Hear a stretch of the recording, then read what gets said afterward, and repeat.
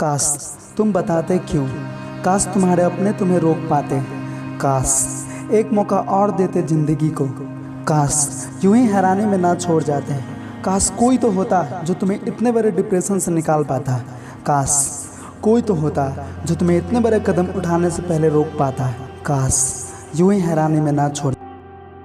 Depression यही था ना वजह जिससे इनको इतना बड़ा फैसला लेने पर मजबूर कर दिया।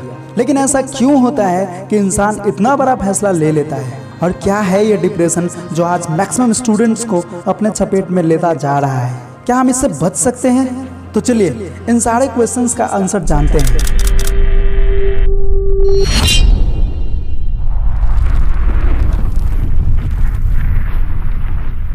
हमारे साथ बहुत बार ऐसा होता है, किसी काम को करने में मन बिल्कुल नहीं लगता, किसी से बात करने का मन नहीं करता, अपने बारे में नेगेटिव ख्याल आने लगता, मन बिल्कुल खराब सा हो जाता। लेकिन वो सब हमारा कुछ टाइम का स्ट्रेस होता है, जिसे अपने मन को शांत करके योगा, मेडिटेशन, लाइट एक्सरसाइजेज या फिर घूम के खुद को रिलैक्स कर लेते हैं और ये सारा प्रॉब्लम सोल्व हो जाता है।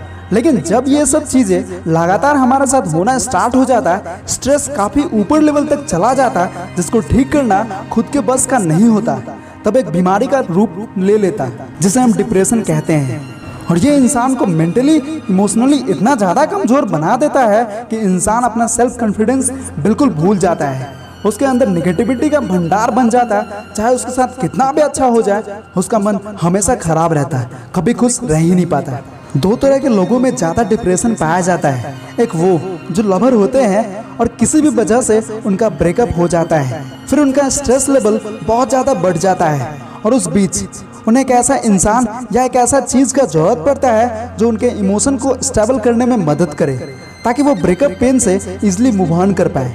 ऑब्वियस इसमें टाइम बहुत ज़्यादा लगता है और कुछ लोग इससे इजीली मूव ऑन भी कर जाते हैं, लेकिन कुछ लोग इसी बीच डिप्रेशन का शिकार बन जाते हैं। और दूसरे तरह के लोग होते हैं जो एक स्टूडेंट है, और एक ऐसा स्टूडेंट है जिस पर मेंटली प्रेशर बहुत ज़्यादा है, चाहे वो प्रेशर अपने पेरेंट्स की तरफ से हो या फिर हमारा एजुकेशन सिस्टम का हो, और हमें प्रेशर झेलने का मशीन बनाया जाता है। जो इस प्रेशर को नहीं झेल पाता, प्रेशर जब ओवर लिमिट क्रॉस कर जाता तब डिप्रेशन बन जाता है, और जब डिप्रेशन अपने एक्सटेंट लेवल पर चला जाता है तब स्टूडेंट बहुत ही खतरनाक स्टेप लेता है, सुसाइड। और दोस्तों यही हरास रियलिटी है जिसमें बदलाव होना बहुत जरूरी है। दोस्तों जिंदगी में लोग लाइफ का कंपैरिजन बहुत ही प्रैक्टिकल वे में करते हैं, जैसे कि रियल या फेक सोसाइटी ने उनके सोच को लिमिट कर चुका है। यहाँ लोग अपने लाइफ को क्रिकेट मैच से कंपेयर करते हैं, ये भी सही है, बट ये पूरा रियल गेम की तरह समझते हैं। जैसे मैच 20 या 30 ओवर के होते हैं, ठीक उसी तरह हमारे पास भी 20 या 30 साल है सक्सेस होने को। स्टेडियम में बैठे सारे लोग हमारे सोसाइटी के लोग हैं जो पूरे नजर टिकाए हमारे पर बैठे हैं, बस हमारा सही या गलत का इंतजार कर रहे होते हैं। ठीक उसी तरह जैसे कोई बैट्समैन लगातार सिक्स मारते गए तो बधाई पे बधाई मिलते गए, नहीं तो गालियां पे गालियां। अगर वो 200 रन मार देते तो उन्हें गॉड मान लेते, और अगर कोई बंदा बहुत ज्यादा सक्सेसफुल हो जाता है लाइक एलन मस्क तो उन्हें ट्रेंडिंग इंस्पिरेशन बना लेते, नहीं तो सब बेकार है। आपका वैल्यू उनके सामने आपका सक्सेसफुल रिजल्ट है। आप क्या सोचते हैं, क्या लाइफ स्टाइल है, लोगों के लिए आपका क्या फीलिंग्स है, कोई फर्क नहीं पड़ता। You must have a valid degree to succeed in life as a society mindset, but it always failures. Batsman की तरह यहाँ एक स्टूडेंट है जो मेंटेलिटी बनाया है कि बॉल आएंगे मतलब अपॉर्चुनिटी आएंगे, साइड में फील्डर्स उसके कंपटीटर्स है, पीछे विकेट है, ऊपर से पूरे स्टेडियम प्रेशर है मतलब सोसाइटी का प्रेशर है, उनके ह्यूज एक्सपेक्टेशंस हैं, they only want 6। First ball आए मतलब एक पीसीएम स्टूडेंट के लिए आईआईटी का एग्जाम जिसमें उनको ना जाने कितना सारा प्रेशर होता है। अनफॉर्चुनेटली वो एग्जाम में फेल हो गए, मतलब अपॉर्चुनिटी आई, बॉल आई and wicket out. Think what is the situation of our stadium.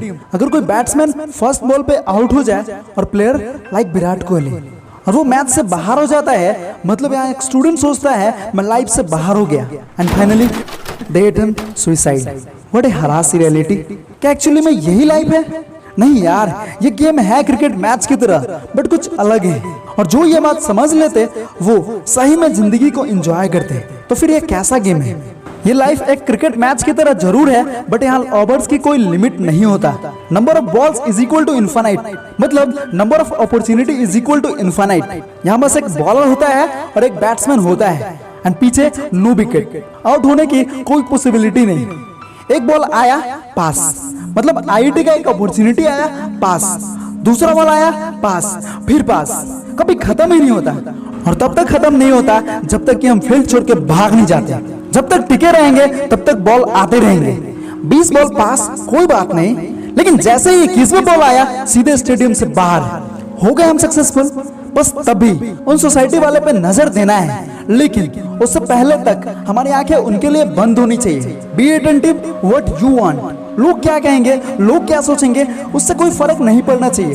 कहने वाले बहुत कुछ कहते हैं, सोचने वाले बहुत कुछ सोचते हैं। हम उनके सोच को कंट्रोल नहीं कर सकते, लेकिन हमारा कंट्रोल हमारे हाथ में है। अगर हम बायो के लैंग्वेज में कहें तो ठीक उसी तरह जैसे कोई बटरफ्लाई डिफरेंट पॉलन ग्रेन्स लेके आते हैं डिफरेंट वैरायटी ऑफ प्लांट से, और वो पर्टिकुलर प्लांट के फ्लावर पे बैठती है, तो वो फ्लावर उसी को एक्सेप्ट करता है जो उसे सिमिलर होता है, बाकी सब रिजेक्टेड। ठीक उसी तरह बहुत सारे अपॉर्चुनिटी आते हैं हमारे लाइफ में, बट जिस दिन अपने अंदर वाले फीलिंग से मैच कर जाती, बस हमारा काम हो गया।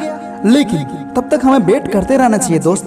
2 पल की जिंदगी है, आज बचपन कल जवानी, परसों बुढ़ापा फिर खत्म कहानी है। कल जो बीत गया सो बीत गया, आज और अब भी जियो।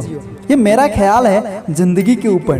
क्या सही और क्या गलत है ये तो देखने वाले के नजरिए पर डिपेंड करता है, लेकिन आप अपने स्ट्रेस डिप्रेशन को साइड में रख के जिंदगी को देखोगे ना, तो सच में जिंदगी आपको भी बहुत खूबसूरत दिखेगी। आपने इन सब बातों को बहुत ही ध्यान से सुना, इसके लिए आपको दिल से शुक्रिया। मैं आशा करता हूँ कि आने वाला दिन आपके लिए बहुत खूबसूरत हो।